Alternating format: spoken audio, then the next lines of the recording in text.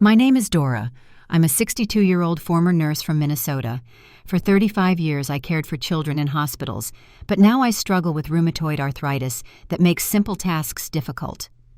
Last Christmas, I was so excited to see my son Michael's family, despite my aching hands and swollen joints. I spent weeks preparing, hoping to create beautiful memories with my grandchildren.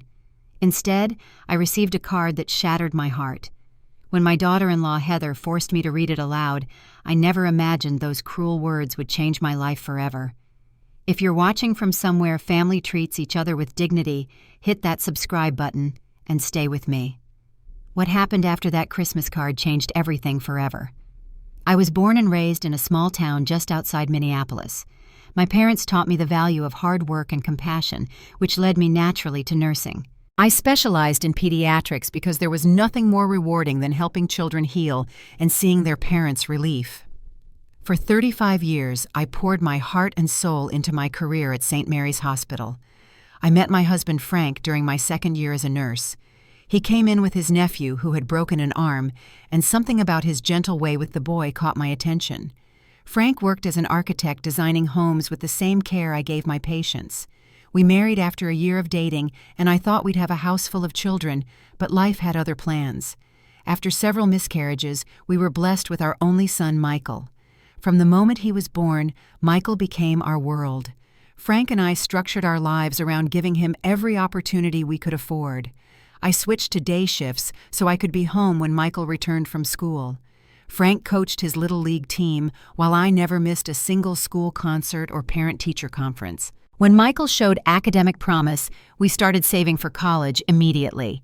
Frank took on extra design projects, and I picked up weekend shifts at the hospital. We lived modestly in our small 3-bedroom home, foregoing vacations and new cars to ensure Michael's future was secure. Michael thrived under our support. He was captain of his high school debate team and graduated as valedictorian. When he announced his dream to become a doctor, Frank and I couldn't have been prouder. Getting accepted to medical school was one of the happiest days of our lives, even though we knew the financial sacrifice would be significant. After Frank's retirement, he was diagnosed with aggressive pancreatic cancer. Those final months were a blur of hospital rooms and hospice care. Michael was in his residency by then, and he came home as often as he could, but his demanding schedule kept him away more than either of us wanted. Frank passed away 5 years ago, leaving me alone in the house filled with 40 years of memories. During this difficult time, Michael met Heather at the hospital, where he was completing his surgical residency. She worked as a hospital administrator from a wealthy family.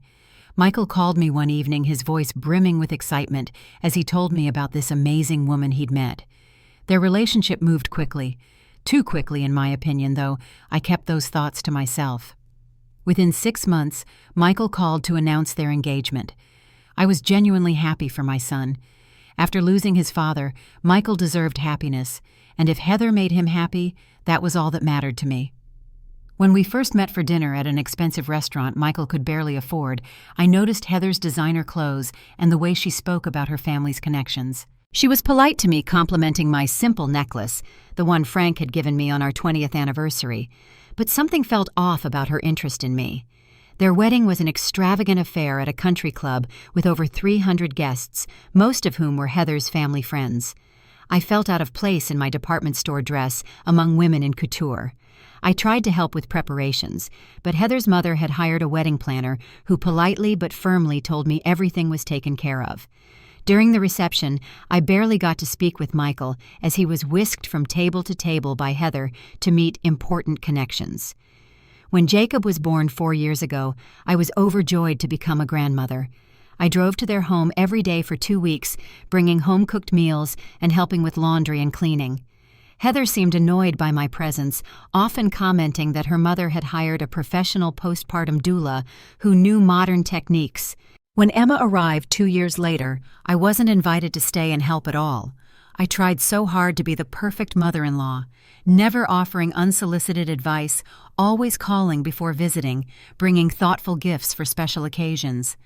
But no matter what I did, it never seemed good enough for Heather. The first time I sensed real tension with Heather was during Jacob's first birthday party. I'd knitted him a beautiful blanket with his name and birth date embroidered in the corner. When he opened it, Heather quickly set it aside, saying, "We'll put this in the keepsake box. It doesn't really match his nursery decor." Later I noticed it had been placed in a donation pile in their garage. As the grandchildren grew, I treasured every moment with them. Jacob inherited his grandfather's artistic talent, while Emma had my love of stories. But these visits became increasingly restricted and supervised. Heather implemented strict schedules and rules about what activities were appropriate. Once, when I brought homemade cookies, Heather intercepted them, saying, "We don't do processed sugar in this house." Michael's career flourished as he became a respected cardiovascular surgeon. With each promotion, he seemed to drift further away from his humble beginnings. The modest, compassionate boy I raised was transforming into someone who valued status and appearances.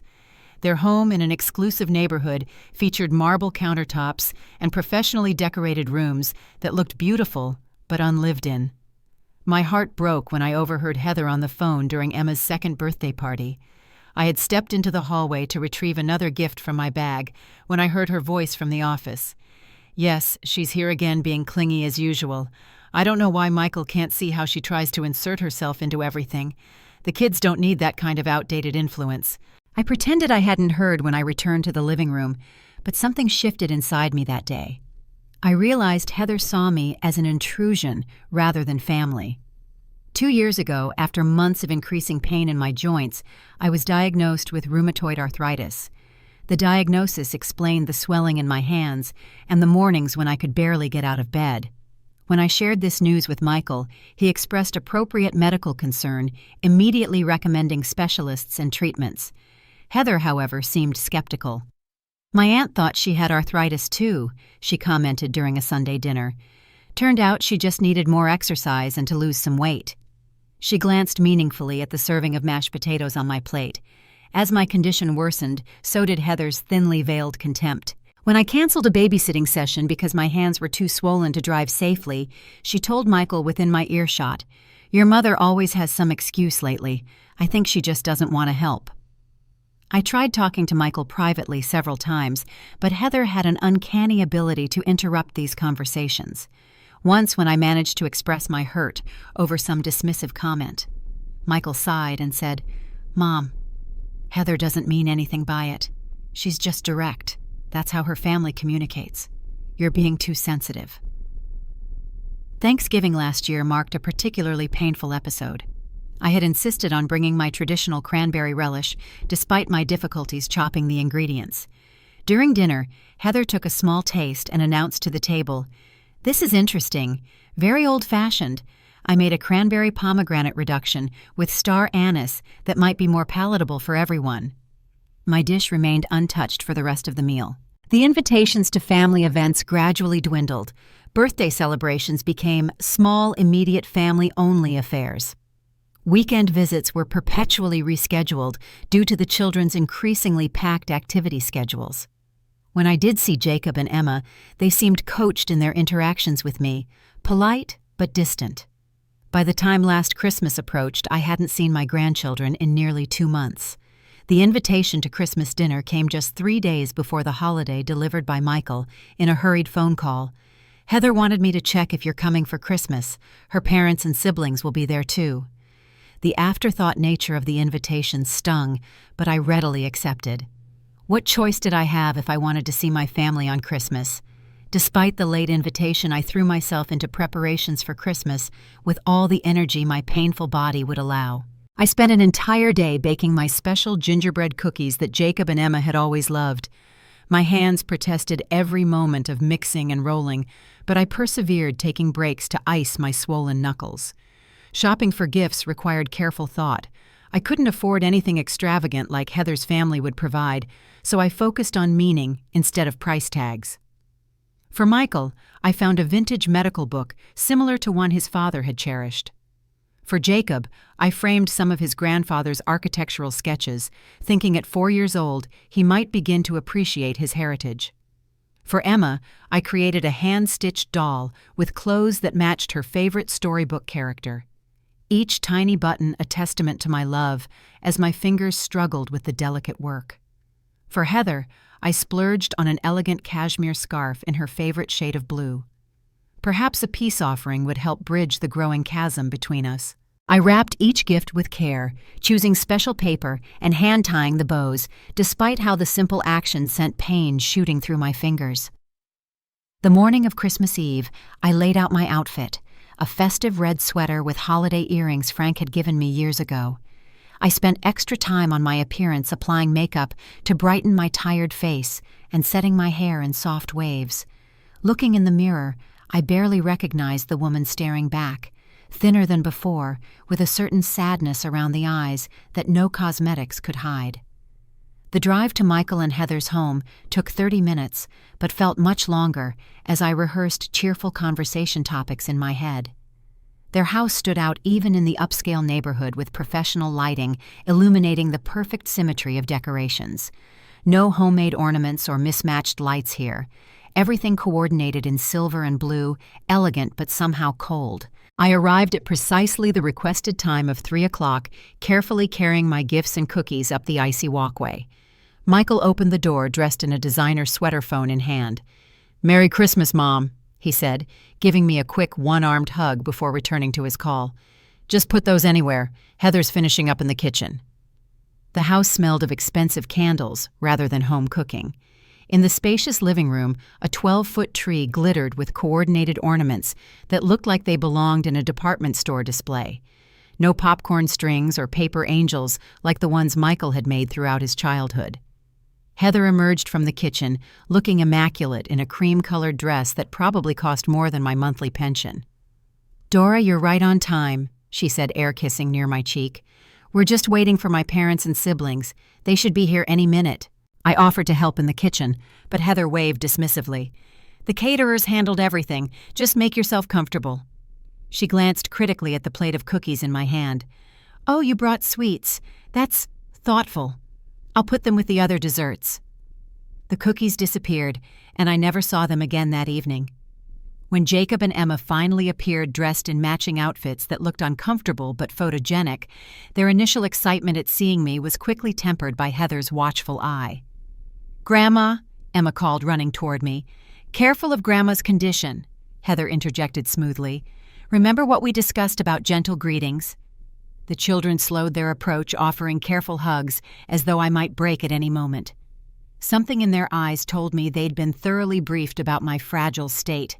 Heather's family arrived in coordinated luxury vehicles. Her parents, 2 sisters with their investment banker husbands, and several perfectly behaved cousins for Jacob and Emma to play with. Her father, a distinguished silver-haired man in a cashmere sweater, barely acknowledged my introduction. Her mother surveyed me from head to toe before offering a limp handshake. "So you're Michael's mother," she said, her tone suggesting surprise that someone like me could have produced someone like Michael. Dinner was an elaborate affair at a table that seated 16. I found myself placed at the far end, separated from Michael and the children by Heather's extended family. The conversation flowed around me, full of references to country club events and vacation homes I'd never see. Whenever I attempted to join in, someone would inadvertently speak over me or change the subject.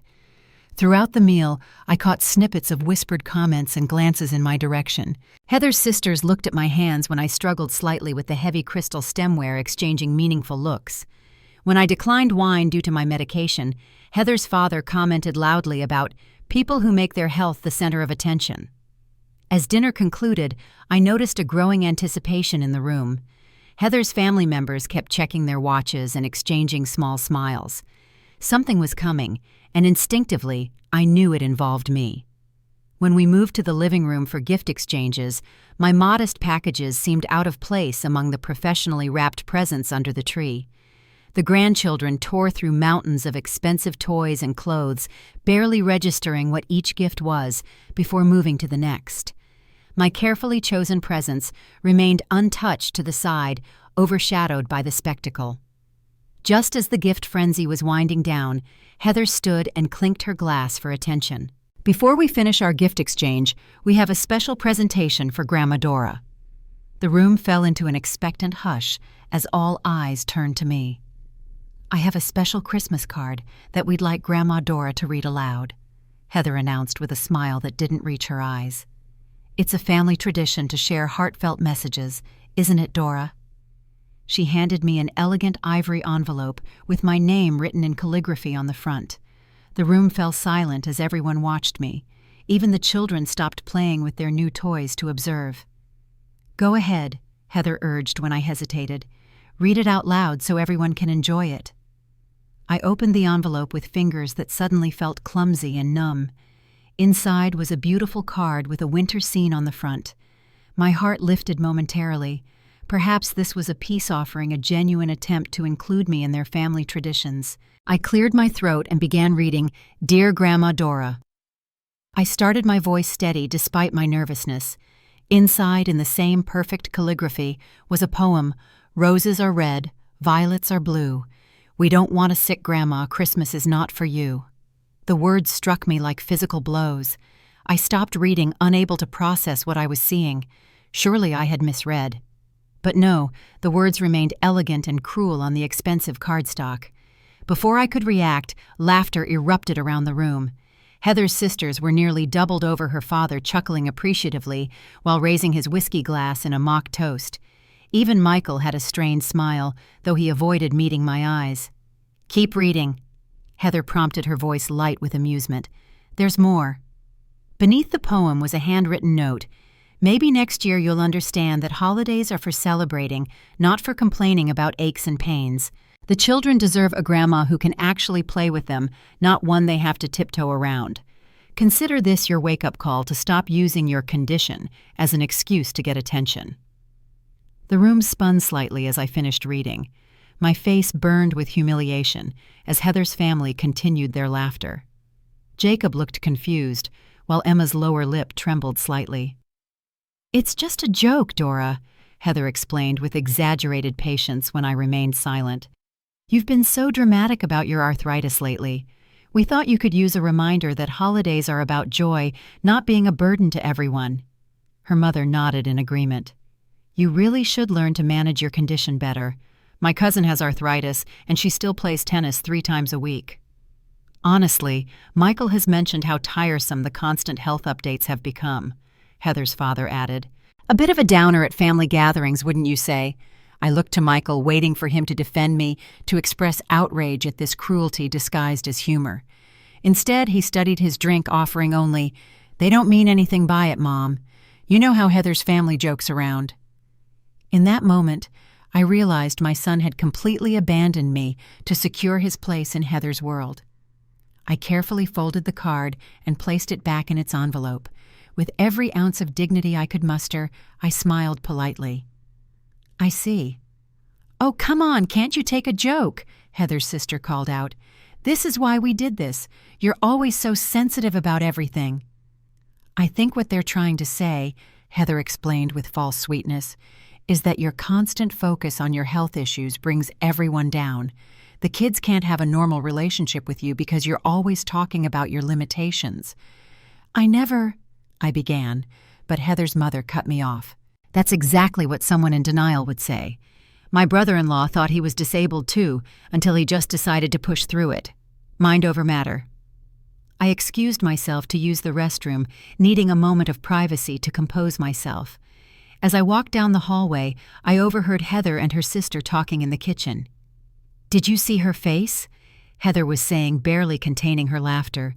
"Priceless. Maybe now she'll stop trying to get Michael's attention with her poor me routine." "I can't believe she's Michael's mother," her sister replied. "He's so polished and ambitious. She's just so ordinary." I stood frozen, the final pieces falling into place. This wasn't a spontaneous joke. This was a carefully orchestrated humiliation designed to put me in my place, or rather to show me I had no place in this family at all. I splashed cold water on my face in the bathroom and stared at my reflection. The woman looking back at me seemed suddenly like a stranger, someone who had allowed herself to be diminished by fear of losing her only child, someone who had accepted disrespect and cruelty because she thought enduring it was the price of admission to her son's life. When I returned to the gathering, I maintained a calm facade for the remainder of the evening. I smiled at appropriate times, made small talk when addressed, and gently hugged my grandchildren before leaving. I thanked Heather and Michael for their hospitality with as much sincerity as I could fake. The drive home was a blur of tears and pain, not from my arthritis, but from a wound far deeper. Christmas lights blurred through my tears as I navigated the familiar route home. By the time I pulled into my driveway, I had cried myself empty. My small house felt especially quiet that Christmas night. The modest decorations I'd put up seemed to mock the holiday spirit they were meant to evoke. I placed the card on my kitchen table and stared at it for a long time, reading and rereading those cruel words until they lost their power to hurt me. Something had broken inside me, but in that breaking, something else had been released. I didn't sleep at all that night. As the first light of Christmas morning filtered through my curtains, I sat in Frank's old armchair thinking about everything that had happened, and more importantly, everything that would happen next. For years, I had centered my life around being available for Michael and his family. I had accepted increasingly disrespectful treatment, telling myself it was worth it to remain part of my grandchildren's lives. But the card had made it abundantly clear I wasn't truly part of their lives.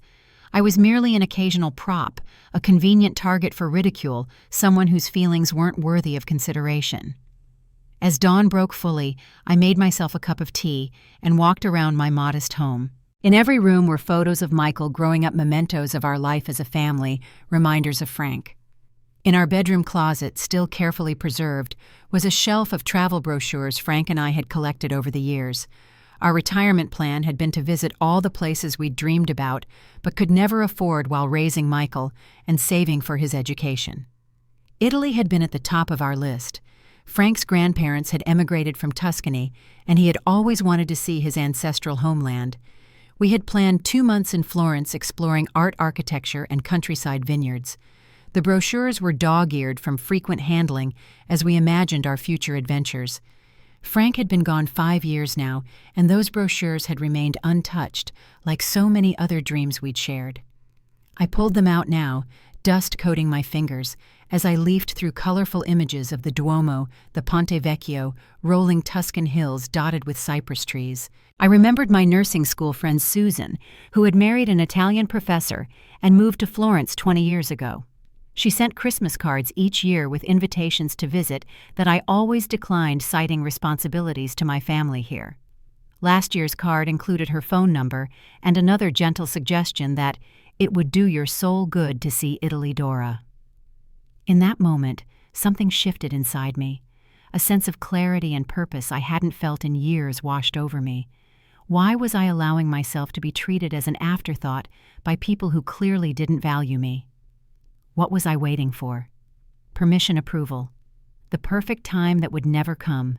With hands that trembled from emotion rather than pain, I reached for my phone and looked up international flights to Florence. There was a seat available on a flight leaving tomorrow afternoon.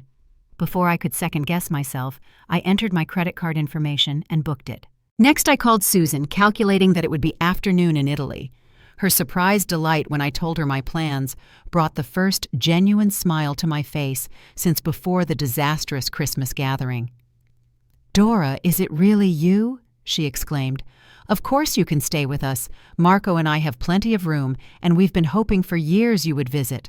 But so suddenly, is everything all right?" "I'll explain everything when I arrive," I told her. "But yes, everything is finally going to be all right." The rest of the day passed in a flurry of activity. I contacted my neighbor, who had always offered to watch my house during vacations I never took. I packed 2 suitcases with essentials, surprising myself with how little I actually needed. I arranged for automatic payments for my utilities and put a hold on my mail.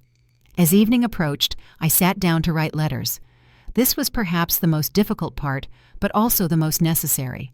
I started with letters to Jacob and Emma, expressing my unconditional love for them and explaining that Grandma needed to take a special trip, but would always be thinking of them. I included small drawings and promised to send postcards from Italy.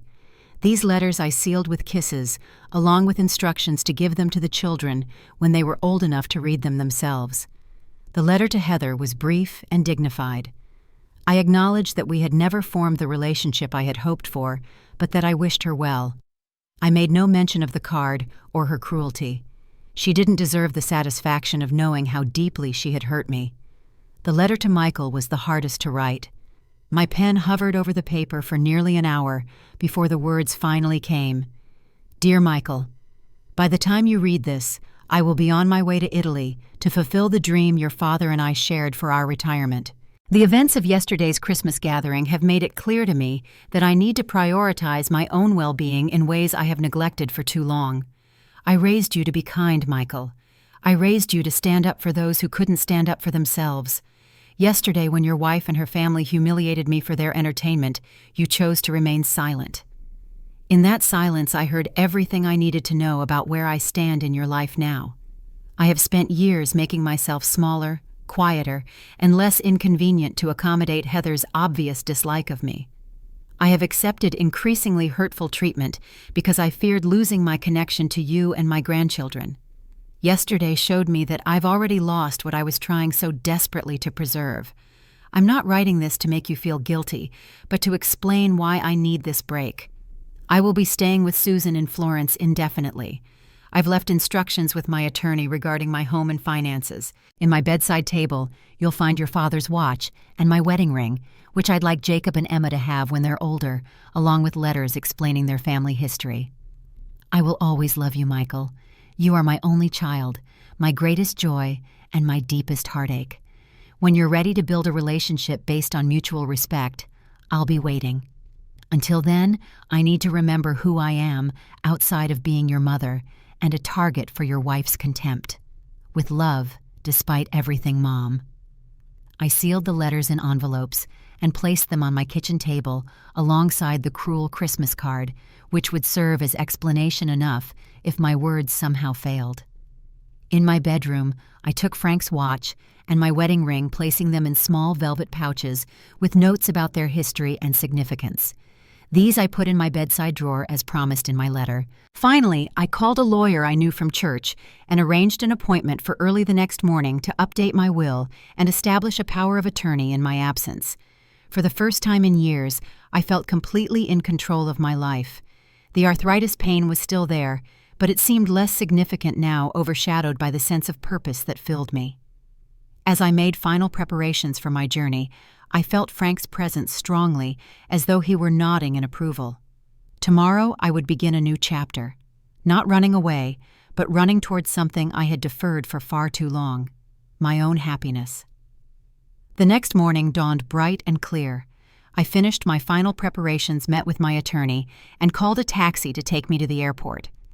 I left my car keys and house keys with my trusted neighbor, along with instructions to deliver the letters after 2 days, giving me time to be well on my way to Italy. Sitting in the airport terminal waiting for my flight felt surreal. Around me, travelers were returning home from Christmas visits, many looking exhausted, but content. I, on the other hand, felt more awake than I had in years, embarking on a journey that should have begun with Frank, but would now be my solitary adventure. The 13-hour flight to Florence with a connection in London gave me plenty of time to reflect. How many times had I put my own dreams aside? How often had I accepted disrespect because I thought that's what mothers were supposed to do? The further the plane carried me from Minnesota, the more perspective I gained on just how unhealthy the dynamics with Michael and Heather had become. When we finally landed in Florence, exhaustion competed with exhilaration. Stepping out of the airport into the crisp Italian winter air, I took my first deep breath as a woman prioritizing herself. Susan was waiting in the arrivals area, immediately recognizable, despite the 20 years since we'd last seen each other. Her silver hair was styled in a chic bob, and her colorful scarf and Italian leather boots spoke of the European life she'd embraced. The moment she saw me, her face lit up with genuine warmth, a stark contrast to the strained smiles I'd grown accustomed to receiving. "Dora, you're really here." She embraced me without hesitation, holding me tightly, as though making up for decades of missed hugs. During the drive to her villa in the Tuscan countryside, I finally shared the full story of the Christmas card and everything leading up to it. Susan listened without interruption, occasionally shaking her head in disbelief. "That's emotional abuse, Dora," she said plainly when I finished. "You deserve so much better." Her home was everything the brochures had promised. A restored 17th century stone villa surrounded by olive groves and vineyards with views of rolling hills that seemed straight from a Renaissance painting. Her husband Marco, a professor of art history at the local university, welcomed me with the same enthusiasm, immediately insisting I consider their home my own for as long as I wished to stay. That first evening in Italy, sitting on their terrace wrapped in a blanket against the winter chill, sipping local wine and watching the sunset paint the Tuscan hills gold and pink, I felt the first real peace I'd known in years. There was sadness, too, that Frank wasn't beside me, that my son had become someone I hardly recognized, that my grandchildren were growing up without really knowing me. But beneath that sadness was something new and precious, the certainty that I was exactly where I needed to be.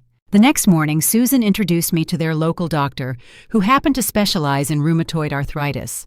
After examining me, he suggested treatment options that weren't yet available in the United States. Within weeks of beginning this new regimen, I noticed significant improvement in my mobility and reduction in pain. Susan's circle of friends, a vibrant international group of expatriates and locals, welcomed me without question. There was Maria, the retired Italian schoolteacher, who appointed herself my Italian language tutor. James and David, the British couple who owned the local bookstore and hosted weekly literary discussions.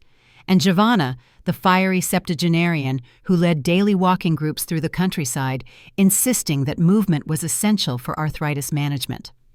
3 weeks into my Italian sojourn, my phone rang with Michael's number. I had been expecting this call since my neighbor would have delivered my letters by now. "Mom." His voice sounded smaller than I remembered. "Where are you?" "We went to your house and no one was there. Then Mrs. Peterson gave us these letters." "I'm in Florence," I said, my voice steady, as my letter explained. "But you just left." Without saying anything, "The kids keep asking where Grandma is, and Heather is—" He trailed off. "Heather is what Michael," I prompted, surprised by my own calmness. "She's upset, says you're being dramatic and trying to make her look bad." I laughed softly without humor.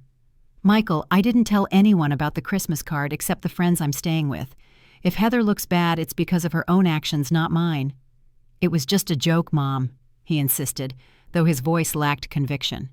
"A joke is funny to everyone, including the person it's about," I replied. "What happened at Christmas was deliberately cruel, and you stood by and allowed it." The silence that followed told me he knew I was right. "When are you coming home?" he finally asked. "I don't know that I am Michael. Right now I'm healing. Not just my arthritis, which has actually improved with the treatments here, but my heart. For the first time in years, I'm surrounded by people who genuinely enjoy my company and value what I have to offer." "But what about Jacob and Emma? They need their grandmother." The irony of this statement after years of restricted access was not lost on me. "They have my letters and my love. When you and Heather are ready to treat me with basic respect and kindness, we can discuss visits, either you bringing them here or me coming there. But I won't subject myself to that kind of treatment again, even for my grandchildren." After we hung up, I received a barrage of angry texts and voicemails from Heather accusing me of abandoning my family and being selfish. I didn't respond to any of them. The old Dora would have apologized, would have rushed home at the first hint that her presence was desired. The new Dora recognized the manipulation for what it was. As weeks turned to months, I discovered a version of myself I'd never known existed. I volunteered at a local children's hospital, using my nursing skills to comfort young patients, despite language barriers. I joined Giovanna's walking group, gradually building strength as we explored the Tuscan countryside. I took Italian cooking classes and art appreciation tours led by Marco. For my 63rd birthday, Susan and our friends threw a surprise party at a local trattoria. Surrounded by people who had known me for only 6 months, yet seemed to understand me better than my own son did, I made a wish as I blew out my candles, not to turn back time or to change others, but for the courage to continue this journey of self-discovery and self-respect. 6 months after my Christmas departure, the woman who looked back at me from the mirror was transformed. The Italian sun had warmed my complexion, the walking had strengthened my body, and the freedom from constant criticism had straightened my posture. Even my arthritis symptoms had dramatically improved with the combination of new medications, regular gentle exercise, and perhaps most importantly, the absence of stress that had been my constant companion in Minnesota. Susan commented on the change one morning as we sipped espresso on her terrace. "When you arrived, Dora, you looked beaten down, physically and spiritually. Now you practically glow." I had just returned from my morning walk to the local village carrying fresh bread and flowers from the market. "I feel like I've been reborn," I admitted. I spent so many years defining myself as Michael's mother, Frank's widow Jacob, and Emma's grandmother. I forgot who Dora was. My phone chimed with an incoming video call, a rare occurrence these days. To my surprise, it was Michael calling at what must have been very early morning in Minnesota. "Hi, Mom," he said, looking tired but more humble than I'd seen him in years. "Do you have a minute to talk?" I nodded, settling onto a bench in Susan's garden for privacy. "I've been doing a lot of thinking," he began. "After you left, things changed here. I started seeing Heather and her family differently. The way they talk about people, the constant judgment. I realize they talk about me that way too when I'm not around."